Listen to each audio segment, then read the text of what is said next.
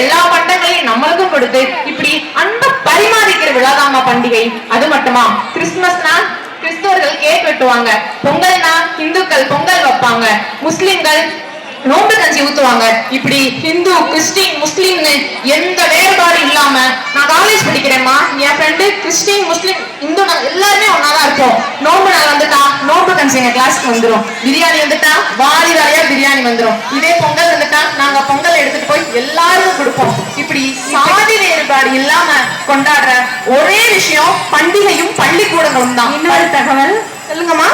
இப்படி மும்மதமும் இருந்து ஒரு தமிழால் இணைந்திருக்கிறோம் அப்படின்னா அது எங்கள் தமிழ் மலர் பட்டிமன்ற குழு தான் அப்படிங்கிற சிறப்பான தகவலையும் உங்களுக்கு தெரிவிக்கிறேன்.